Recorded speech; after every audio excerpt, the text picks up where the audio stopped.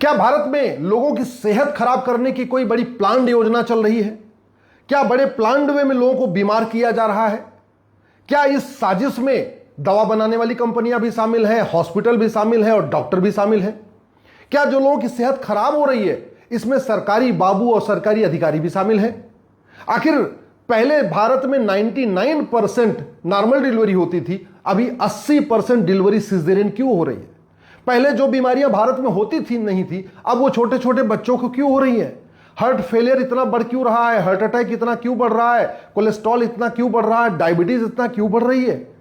लोग बीमार हो रहे हैं, डॉक्टर के पास जा रहे हैं, डॉक्टर दवाई तो लिख दे रहे हैं, लेकिन ये नहीं बता रहे इस बीमारी का मूल कारण क्या है। अच्छा, डॉक्टर तो छोड़िए, संसद में भी इस पे चर्चा नहीं हो रही कि हाँ भाई इस बीमारी का मूल कारण यह है, इस बीमारी का मूल कारण यह है। आखिर क्या कारण है? हम कहते हैं prevention is better than cure, लेकिन इस सिद्धांत को लागू नहीं किया जा रहा। सबको पता है एलोपैथी क्योर करती है, एलोपैथी का काम है जब बीमारी हो जाए उसके बाद उसको ठीक कर देना। वहीं दूसरी तरफ हमारी जो चिकित्सा व्यवस्था है, हमारा जो आयुर्वेद है, हमारा जो नेचुरोपैथी है, हमारा जो योग है, वो प्रिवेंशन करता है और हम कहते हैं prevention is better than cure. इसके बावजूद जो हमारा प्रिवेंशन करने वाला व्यवस्था है, नेचुरोपैथी, आयुर्वेद, योग, उसको हम प्रमोट भी नहीं कर रहे। हम कहते हैं पहला सुख निरोगी काया, और प्राइमरी में और जूनियर हाई स्कूल में हम स्वास्थ्य विज्ञान हम पढ़ा ही नहीं रहे। क्या हम जानबूझ के चाहते हैं कि बच्चों को स्वास्थ्य के बारे में पता ही न रहे, इसलिए कुछ भी खाएं, कभी भी खाएं और बाद में बीमार पड़ जाए? आखिर क्या कारण है? हम इतने विषय पढ़ा रहे हैं लेकिन 1 से लेकर 10वीं तक, हाई स्कूल तक एक स्वास्थ्य विज्ञान हम पढ़ा नहीं रहे। क्या कारण है कि हमने शिक्षा मित्र अपॉइंट कर दिया लेकिन हमने स्वास्थ्य मित्र अपॉइंट नहीं किया, योग मित्र अपॉइंट नहीं किया? इसलिए मैं कह रहा हूं अब इसके ऊपर गंभीरता के साथ चर्चा होना जरूरी है। जब हम कहते हैं पहला सुख निरोगी काया, शरीर स्वस्थ रहेगा तो सब ठीक रहेगा, तो हम प्राइमरी में एक योग मित्र या शिक्षा मित्र, स्वास्थ्य मित्र क्यों नहीं अपॉइंट कर रहे?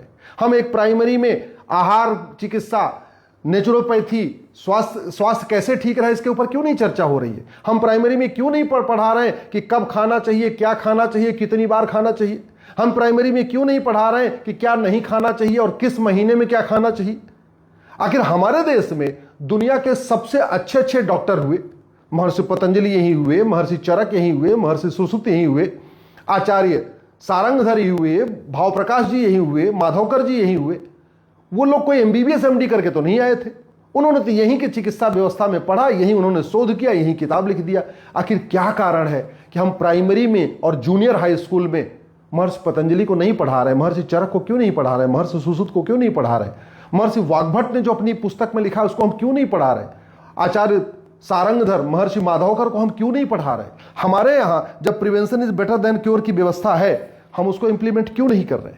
आखिर क्या कारण है कि जो अंग्रेजों ने यहां शिक्षा व्यवस्था लागू किया था, अंग्रेजों ने जो चिकित्सा व्यवस्था लागू किया था, हम उसको बदल क्यों नहीं रहे? जो अंग्रेजों ने यहां मेडिकल सिस्टम को प्रमोट करने के लिए, अपने एलोपैथी को प्रमोट करने के लिए व्यवस्था बनाई, हम उसको क्यों नहीं बदल रहे? आखिर हम 12वीं के बाद जैसे बीएससी होती है, bachelor of science, bachelor of commerce, वैसे एक बैचलर ऑफ मेडिसिन के नाम पे, बैचलर ऑफ हेल्थ के नाम पे एक नया कोर्स 4 साल का क्यों नहीं शुरू करें? कि इंटीग्रेटेड कोर्स क्यों नहीं शुरू कर रहे हैं कि भाई 4 साल तक सब लोगों को सब पढ़ना है। 4 साल तक, चूंकि शरीर तो एक ही है, व्यक्ति वही है, और कौन सी बीमारी किस तरीके से ज्यादा अच्छी तरीके होगी वो सबको पढ़ाया जाए।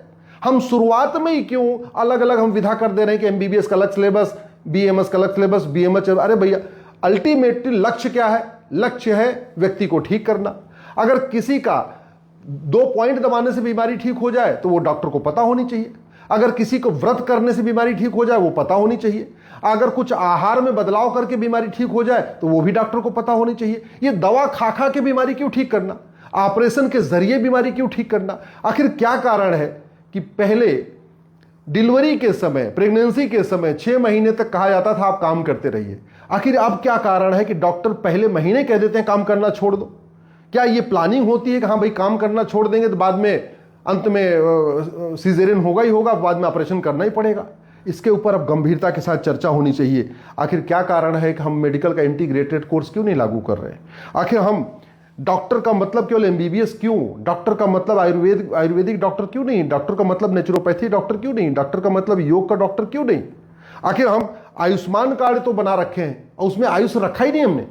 यानी अगर आपके पास आयुष्मान कार्ड है तो आप एलोपैथिक डॉक्टर से दवाई तो ले सकते हैं, लेकिन आप नेचुरोपैथी में दवाई नहीं ले सकते, आप आयुर्वेदिक दवाई नहीं ले सकते, आप होम्योपैथिक दवाई नहीं ले सकते।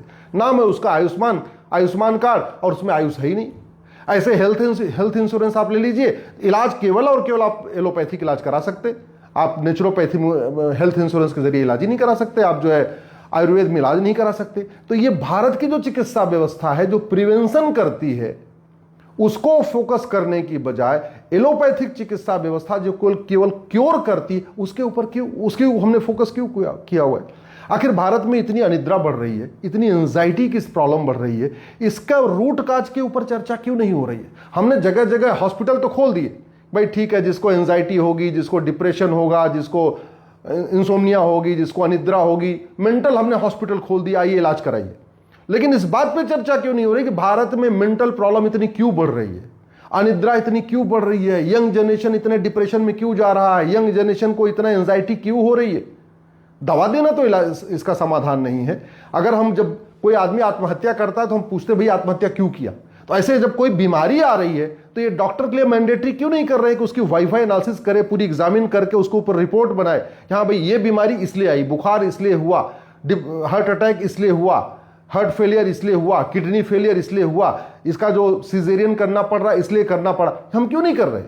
आखिर एक्सीडेंट होता है तो उसमें लिखा जाता है ना कि एक्सीडेंट कैसे हुआ, गाड़ी से टक्कर लगी, किससे टक्कर लगी, किससे लगी। तो वैसे जब बीमारी कोई अगर आ रही है तो उसके ऊपर चर्चा क्यों नहीं हो रही है। हम प्राइमरी का सिलेबस, जूनियर का सिलेबस हेल्थ के ऊपर क्यों नहीं फोकस कर रहे। हम ऐसी बातें क्यों नहीं सिखा रहे हैं कि भैया क्या खाना है, क्या नहीं खाना, कब नहीं खाना, किसके साथ क्या खाना। लोग खाए जा रहे हैं। जिस सीजन में जो नहीं खाना वो खा रहे, जब नहीं खाना तब खा रहे, 2 बार खाना, 3 बार खाना, 8-8 बार खा रहे। ये कौन सिखाएगा। अल्टीमेटली ये तो प्राइमरी के स्कूल में सिखाया जाएगा ना, ये तो जूनियर हाई स्कूल में सिखाया जाएगा ना, ये तो 10वीं तक सिखाया जाएगा ना। इसको क्यों नहीं सिखाया जा रहा है, अब इसके ऊपर चर्चा करना जरूरी है।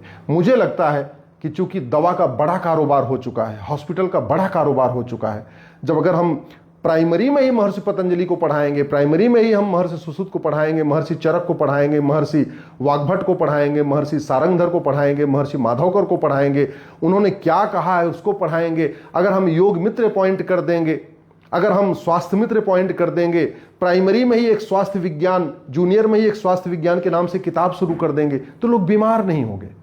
अब बीमार नहीं होंगे तो स्वाभाविक सी बात है डॉक्टर के ऊपर बर्डन कम हो जाएगा, लेकिन बीमार नहीं होंगे तो दवा कंपनियों का नुकसान होगा, बीमार नहीं होंगे तो डॉक्टरों का भी नुकसान होगा, बीमार नहीं होंगे तो हॉस्पिटल का भी नुकसान होगा।